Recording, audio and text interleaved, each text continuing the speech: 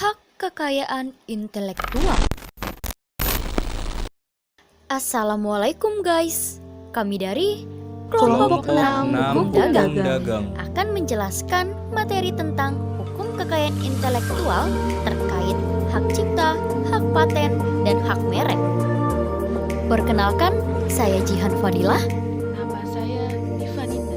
Saya Hirzian Fairuz Tirafi. Dengan saya Nurul Hasanah. Nah guys, silahkan disimak penjelasan materinya berikut ini.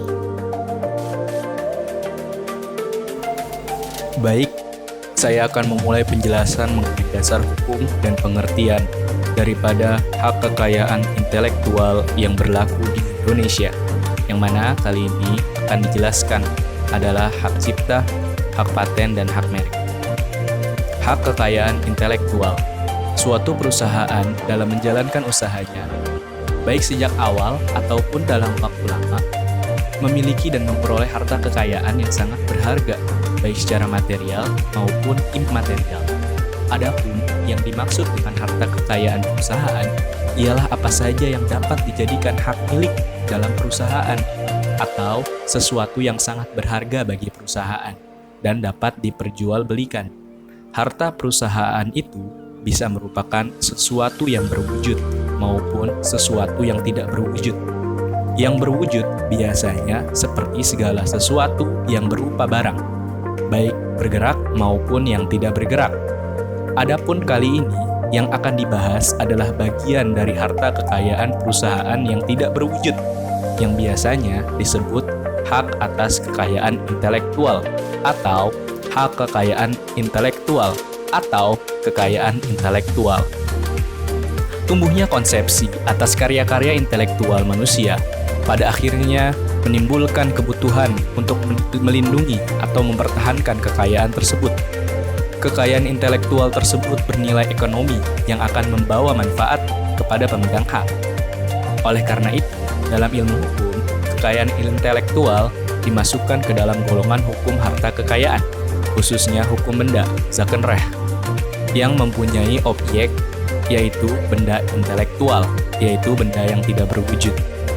Menurut organisasi internasional yang mengurus bidang HKI, yaitu World Intellectual Property Organization, memberikan penjelasan yang menunjukkan bahwa makna intellectual property merujuk kepada kreasi pikiran berupa invensi, sastra, dan karya seni, simbol, nama, gambar, dan desain yang digunakan dalam perdagangan. Oleh karena itu, HKI dapat pula dimaknai sebagai kepemilikan atas benda-benda tersebut.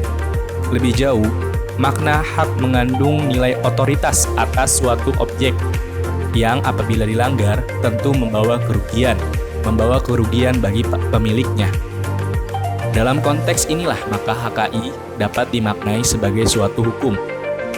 Menurut Abdul Qadir Muhammad, HKI baru ada jika kemampuan intelektual manusia itu telah membentuk sesuatu, baik bisa dilihat, didengar, dibaca, maupun digunakan secara praktis. Untuk di Indonesia, cabang kekayaan intelektual atau cabang hak kekayaan intelektual yang diatur dalam perundang-undangan di Indonesia sampai saat ini adalah hak cipta, paten, merek, desain industri, rahasia dagang, dan desain tata letak sirkuit terpadu. Adapun yang akan kita bahas kali ini adalah mengenai hak cipta, hak paten, dan hak merek. Hak cipta, bahwa hak cipta merupakan kekayaan intelektual di bidang ilmu pengetahuan, seni, dan sastra yang mempunyai peranan strategis dalam mendukung pembangunan bangsa dan memajukan kesejahteraan umum. Bahwa perkembangan zaman sudah sedemikian pesat, Indonesia telah menjadi anggota berbagai perjanjian internasional di bidang hak cipta dan hak terkait. Saat ini, dasar hukum mengenai hak cipta di Indonesia diatur dalam Undang-Undang Nomor 28 Tahun 2014 tentang hak cipta. Menurut undang-undang ini, hak cipta adalah hak eksklusif pencipta yang timbul secara otomatis berdasarkan prinsip deklaratif setelah suatu ciptaan diwujudkan dalam bentuk nyata tanpa mengurangi pembatasan sesuai dengan ketentuan peraturan perundang-undangan. Hak ini memberikan perlindungan khusus kepada pencipta atas karyanya dalam lapangan ilmu, seni, dan sastra. Perlindungan hak cipta timbul bukan karena pendaftarannya, melainkan karena pengumumannya pertama kali, karena hak cipta timbul berdasarkan prinsip deklaratif. Sujana Donandi berpendapat bahwa esensi utama perwujud nyataan suatu ciptaan terletak pada kemampuan pihak lain untuk mengakses karya tersebut. Akses yang dimaksud dalam publikasi yang luas maupun yang terbatas. Objek hukum daripada hak cipta adalah ciptaan. Adapun ciptaan menurut Undang-Undang Hak Cipta adalah setiap hasil karya cipta di bidang ilmu pengetahuan, seni dan sastra yang dihasilkan atas inspirasi, kemampuan, pikiran, imajinasi, kecekatan, keterampilan, atau keahlian yang diekspresikan dalam bentuk nyata. Kemudian, Pasal 40 ayat 1 Undang-Undang Hak Cipta menjelaskan, memberikan pengertian limitatif yang lebih spesifik mengenai apa saja yang dianggap sebagai karya seni, sastra, dan ilmu pengetahuan tersebut. Pemegang hak cipta adalah pencipta sebagai pemilik hak cipta, pihak yang menerima hak tersebut secara sah dari pencipta, atau pihak lain yang menerima lebih lanjut hak dari pihak yang menerima hak tersebut secara sah. Pasal 31 Undang-Undang Hak Cipta menjelaskan bahwa kecuali terbukti sebaliknya, yang dianggap sebagai pencipta yaitu orang yang namanya A. disebut dalam ciptaan, B. dinyatakan sebagai pencipta pada suatu ciptaan, C. disebutkan dalam surat pencatatan ciptaan, dan atau D. tercantum dalam daftar umum ciptaan sebagai pencipta. Paten. Paten diatur dalam Undang-Undang Nomor 13 Tahun 2016 tentang paten. Paten ialah hak eksklusif yang diberikan oleh negara kepada inventor atas invensinya di bidang teknologi, yang untuk selama waktu tertentu melaksanakan sendiri invensi tersebut atau memberikan persetujuan kepada pihak lain untuk melaksanakannya. Jadi, objek pengaturannya ialah suatu invensi terbaru di bidang teknologi yang dapat diterapkan dalam industri. Istilah paten bermula dari bahasa Latin, dari kata auctor, yang berarti dibuka, bahwa suatu penemuan yang mendapatkan paten menjadi terbuka untuk diketahui oleh umum. Istilah paten yang dipakai sekarang dalam peraturan hukum Indonesia untuk menggantikan istilah oktrooi yang berasal dari bahasa Belanda. Paten atau oktrooi adalah suatu hak khusus yang diberikan oleh undang-undang bagi suatu pendapatan atau penemuan baru, atau perbaikan atas pendapatan yang baru, atau cara bekerja yang baru di dalam bidang industri. Rahmadi Usman mendefinisikan paten sebagai hak istimewa yang diberikan kepada seorang penemu atau inventor atas hasil penemuannya atau invention yang dilakukannya di bidang teknologi, baik yang berbentuk produk atau proses saja. Atas dasar hak istimewa tersebut, orang lain dilarang untuk mendayagunakan hasil penemuannya, terkecuali atas izinnya atau penemu sendiri melaksanakan hasil penemuannya. Prinsipnya, paten berupaya melindungi karya ilmuwan yang menemukan penemuan di bidang teknologi, atau yang disebut dengan invensi. Perlindungan terhadap inventor dianggap penting, karena dalam menghasilkan suatu invensi, inventor menghabiskan atau menggunakan daya, waktu, dan juga biaya sehingga ia patut diberikan hak eksklusif atas invensi tersebut. Konstruksi hukum Indonesia sebagaimana diatur dalam pasal 33 ayat 1 dan ayat 2 Undang-Undang tentang Paten membagi paten menjadi dua, yaitu yang pertama, paten biasa atau yang dalam Undang-Undang Paten disebut paten saja. Diberikan untuk invensi yang baru, mengandung langkah inventif, dan dapat diterapkan dalam industri. Yang kedua, paten sederhana. Diberikan untuk setiap invensi baru, pengembangan dari produk atau proses yang telah ada, dan dapat diterapkan dalam industri. Dua subjek utama dalam hukum paten adalah inventor dan pemegang paten. Menurut pasal 1 angka 3 Undang-Undang tentang Paten, inventor adalah seorang atau beberapa orang yang secara bersama-sama melaksanakan ide yang dituangkan ke dalam kegiatan yang menghasilkan invensi.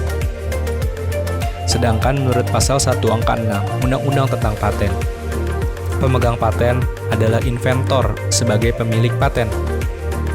Pihak yang menerima hak atas paten tersebut dari pemilik paten, atau pihak lain yang menerima lebih lanjut hak atas paten tersebut yang terdaftar dalam daftar umum paten.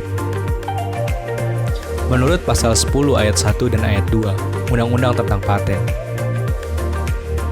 pihak yang berhak memperoleh paten adalah inventor atau orang yang menerima lebih lanjut hak inventor yang bersangkutan. Jika invensi dihasilkan oleh beberapa orang secara bersama-sama, hak atas invensi dimiliki secara bersama-sama oleh para inventor yang bersangkutan. Merek diatur dalam Undang-Undang Nomor 20 Tahun 2016 tentang merek dan indikasi geografis atau UU MIG. Hak atas merek ialah hak khusus yang diberikan negara kepada pemilik merek yang terdaftar dalam daftar umum merek untuk menggunakan atas tanda sebagai mereknya atau memberi izin kepada pihak lain untuk menggunakannya. Objek pengaturan merek ialah karya-karya yang berupa tanda, baik berupa gambar, nama, kata-kata, huruf-huruf, angka-angka, susunan warna, yang memiliki tanda pembeda dan digunakan pada kegiatan perdagangan barang dan jasa. Memiliki daya pembeda artinya memiliki kekuatan sebagai tanda, tidak rumit atau tidak sederhana, yang digunakan untuk membedakan hasil perusahaan yang satu dengan yang lainnya. Hak merek atau trademark, menurut Paris Convention, didefinisikan sebagai tanda yang berperanan untuk membedakan barang-barang dari suatu perusahaan daripada barang-barang perusahaan yang mana seorang pemilik pada umumnya memiliki hak eksklusif dan khusus untuk memakai mereknya atau variasi-variasi daripadanya untuk barang-barang yang sama atau barang-barang yang sejenis. Pasal 1 angka 1 UU MIG menjelaskan bahwa merek adalah tanda yang dapat ditampilkan secara grafis berupa gambar, logo, nama, kata, huruf, angka, susunan warna dalam bentuk 2 dimensi dan atau 3 dimensi, suara, hologram, atau kombinasi dari 2 atau lebih unsur tersebut untuk membedakan barang dan atau jasa yang diproduksi oleh orang atau badan hukum dalam kegiatan perdagangan barang dan atau jasa. Merek merupakan suatu tanda yang digunakan dalam aktivitas perdagangan. Bentuk tanda tersebut dapat bermacam-macam, mulai dari logo, nama, angka, atau bahkan suara. Terhadap pemilik merek muncullah hak merek yang memberikan hak penuh atas penggunaan merek tersebut bagi pemiliknya. Suatu perusahaan dapat mempunyai atau memiliki beberapa merek yang berbeda dan memakai merek tersebut untuk membedakan produk dan jasa-jasanya dari produk seorang lain. Undang-Undang Nomor 20 Tahun 2016 tentang merek dan indikasi geografis tadi membagi merek dalam 3 jenis. Yang pertama, merek dagang adalah merek yang digunakan pada barang yang diperdagangkan oleh seseorang atau beberapa orang secara bersama-sama atau badan hukum untuk membedakan dengan barang sejenis lain. Contoh merek dagang yang bisa sebut Honda, Suzuki, Toyota, dan lain-lain. Yang kedua, merek jasa adalah merek yang digunakan pada jasa yang diperdagangkan oleh seseorang atau beberapa orang secara bersama-sama atau badan hukum untuk membedakan dengan jasa sejenis lainnya. Contohnya kita bisa sebut seperti BNI, Akas, dan lain-lain. Merek kolektif yang ketiga adalah merek yang digunakan pada barang dan atau jasa dengan karakteristik yang sama mengenai sifat, ciri umum mutu barang atau jasa, serta pengawasannya yang akan diperdagangkan oleh beberapa orang atau hukum secara bersama-sama untuk membedakan dengan barang dan atau jasa sejenis lain. Contohnya bisa kita sebut Melinda Collective Marks. Merek ini digunakan oleh 5.200 anggota dari 16 koperasi yang beroperasi di Valle di Non dan Valle di Sole, Italia. Subjek merek adalah orang atau badan hukum, maka dapat ditentukan bahwa yang dapat menjadi subjek hukum adalah manusia pribadi, lembaga hukum, seperti negara, pemerintah daerah, instansi pemerintah, PT, yayasan, koperasi, dan perkumpulan. Hak kekayaan intelektual dalam dunia internasional. Trade-Related Aspect of Intellectual Property Right atau TRIPS merupakan perjanjian internasional di bidang HKI terkait perdagangan. Perjanjian ini merupakan salah satu kesepakatan di bawah Organisasi Perdagangan Dunia, yaitu WTO, yang bertujuan menyeragamkan sistem hak kekayaan intelektual di seluruh negara anggota WTO.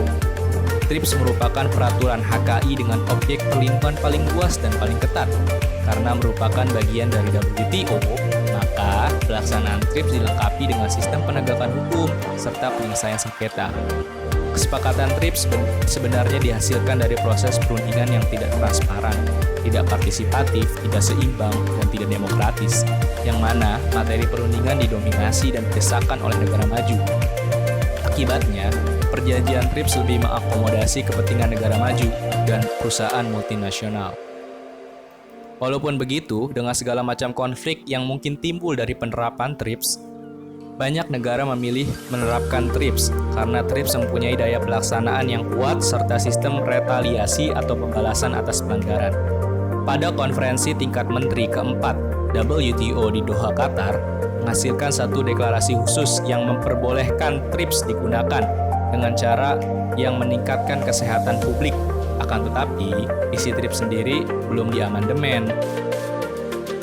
Undang-Undang Republik Indonesia Nomor 7 Tahun 94 tentang pengesahan Agreement Establishing the World Trade Organization atau persetujuan pembentukan organisasi perdagangan dunia, General Agreement on Tariff and Trade, atau persetujuan umum mengenai tarif dan perdagangan merupakan perjanjian perdagangan multilateral dengan tujuan menciptakan perdagangan bebas, adil, dan membantu menciptakan pertumbuhan ekonomi dan pembangunan guna mewujudkan kesejahteraan umat manusia. Secara umum, paket persetujuan putaran Uruguay yang mencakup 3 hal utama, yang salah satunya mengatur pengaturan baru di bidang aspek-aspek dagang yang terkait dengan HKI, hak kekayaan intelektual. Kemudian juga mengatur tentang ketentuan investasi yang berkaitan dengan perdagangan dan perdagangan jasa.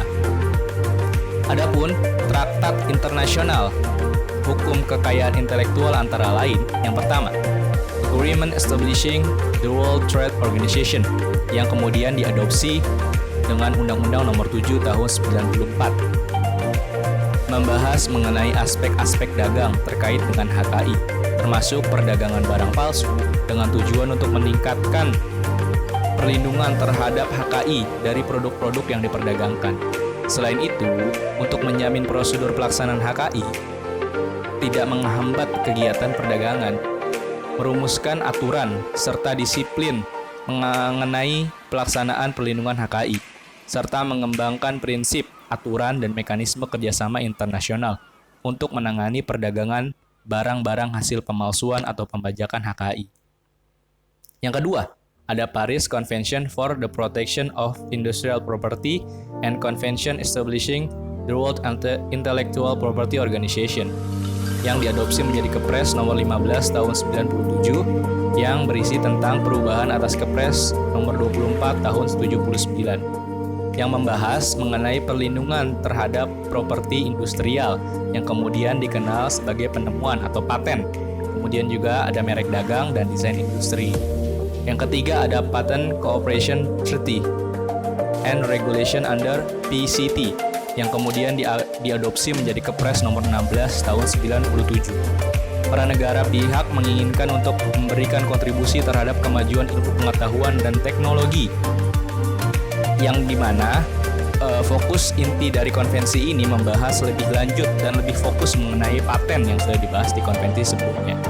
Yang keempat ada Trademark Law Treaty yang kemudian diadopsi menjadi Kepres nomor 17 tahun 97 yang membahas mengenai perjanjian dari praktek merek dagang.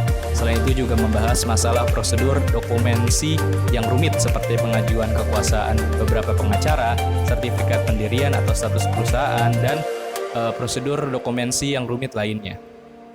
Kemudian ada Berne Convention for the Protection of Literary and Artistic Works yang kemudian diadopsi menjadi Kepres nomor 18 tahun 97. Yang keenam ada WIPO Copyright 30 yang kemudian diadopsi menjadi Kepres nomor 19 tahun 97, di mana ini merupakan perjanjian khusus di bawah Konvensi Bern, yang dimana setiap pihak, bahkan jika tidak terikat dengan Konvensi Bern, harus mematuhi ketentuan-ketentuan substantif Paris dan Undang-Undang Konvensi Bern tentang karya sastra dan seni. Perjanjian tersebut menyepakati dua materi untuk dilindungi, yaitu hak cipta program komputer, hak penulis kesepakatan perjanjian dengan hak distribusi, hak sewa, dan hak komunikasi publik. Yang ketujuh, yang terakhir, ada WIPO Performance and Phonograms Treaty atau WPPT, Kepres nomor 74 tahun 2004. Selanjutnya, akan dibahas materi mengenai hak-hak yang diterima bagi pemegang hak cipta, hak paten, dan hak merek. Yang pertama, hak yang tercakup dalam hak cipta, antara lain hak eksklusif.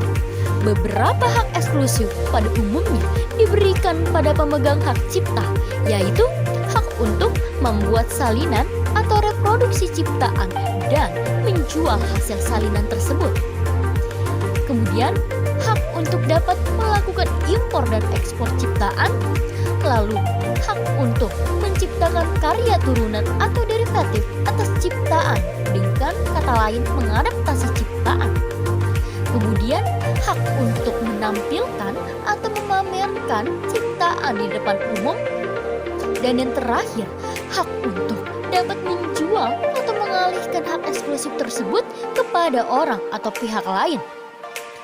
Hak eksklusif ini hanya pemegang hak ciptalah yang bebas melaksanakan hak cipta tersebut. Sementara pihak lain dilarang melaksanakan hak cipta tersebut tanpa persetujuan pemegang hak cipta. Konsep ini pun juga berlaku di Indonesia, yaitu hak eksklusif pemegang hak cipta ini termasuk ke dalam kegiatan menerjemahkan, mengadaptasi, aransemen, mengalih wujudkan, menjual, menyewakan, meminjamkan, mengimpor, memamerkan, dan mengkomunikasikan ciptaan kepada publik melalui sarana apapun. Selain itu juga adanya hak eksklusif yang dapat dimiliki oleh pelaku karya seni. Diatur dalam Undang-Undang Nomor 19 Tahun 2002 Pasal 1 butir 9-12 dan Bab 7. Selain hak eksklusif, juga terdapat hak ekonomi dan hak moral.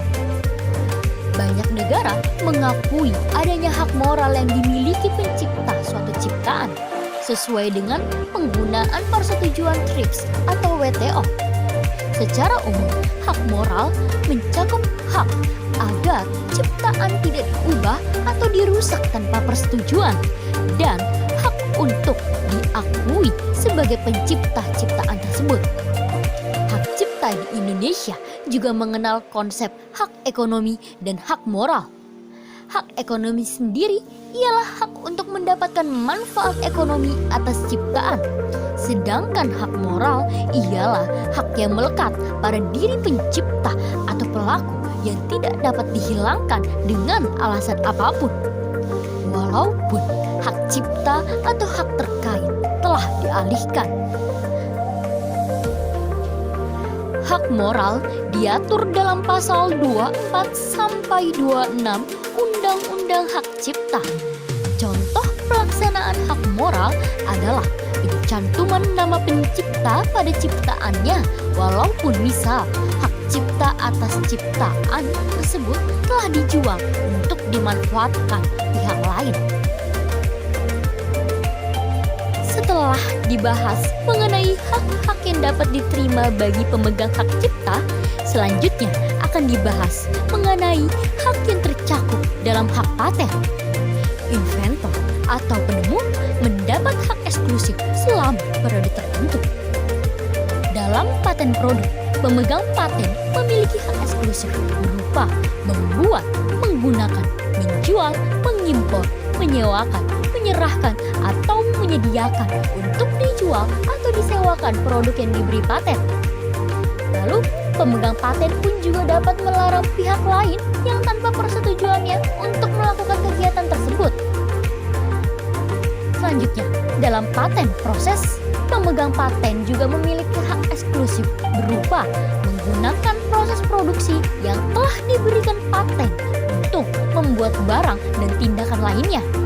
Dan juga di sini, pemegang paten berhak melarang pihak lain yang tanpa persetujuannya untuk menggunakan proses produksi yang telah dipatenkan. Namun, dikecualikan hal ini apabila pemakaian paten tersebut untuk kepentingan pendidikan, penelitian, percobaan, atau analisis sepanjang tidak merugikan kepentingan yang wajar dari pemegang paten. Pengalihan hak tidak menghapus hak inventor untuk tetap dicantumkan namanya dan identitasnya dalam paten. Selanjutnya, hak yang tercakup dalam hak merek.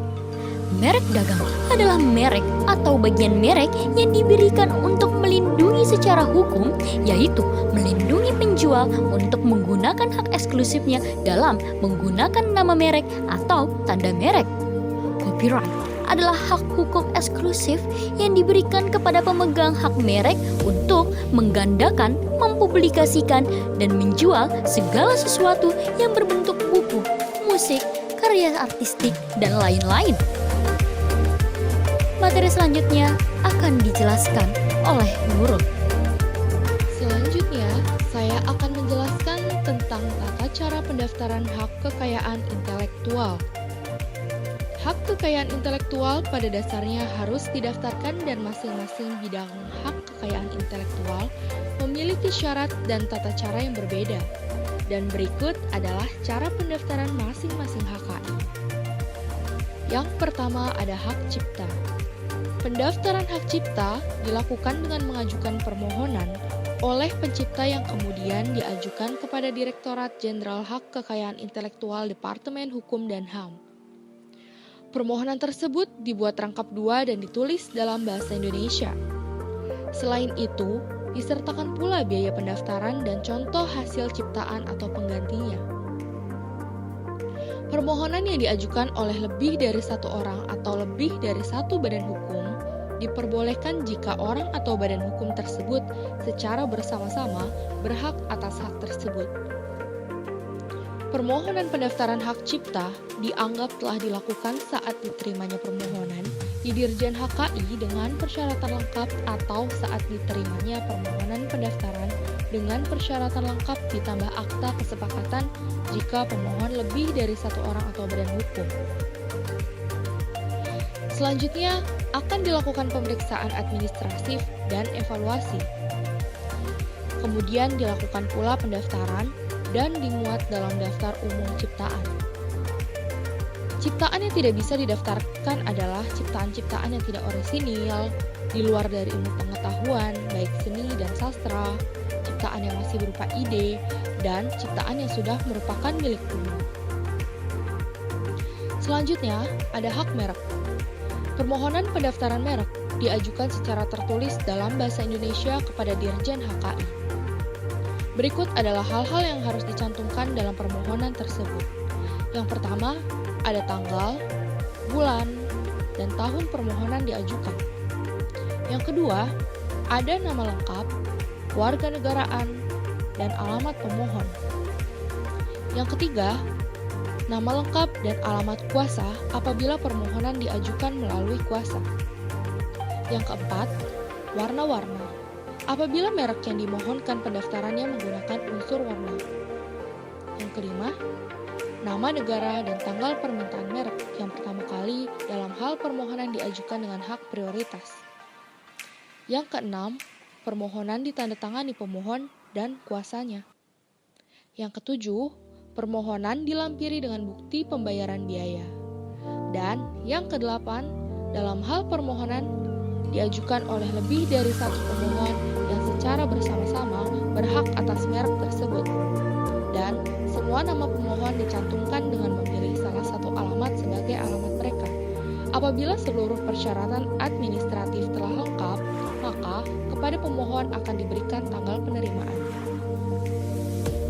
Selain syarat-syarat tersebut, merek yang akan didaftarkan tidak boleh mengandung salah satu unsur berikut, seperti bertentangan dengan peraturan perundang-undangan yang berlaku, moralitas, agama, kesusilaan, atau ketertiban umum. Yang kedua, tidak memiliki daya pembeda. Yang keempat, telah menjadi milik umum. Dan yang terakhir, merupakan keterangan atau berkaitan dengan barang atau jasa yang dimohonkan pendaftarannya. Selanjutnya, ada hak paten.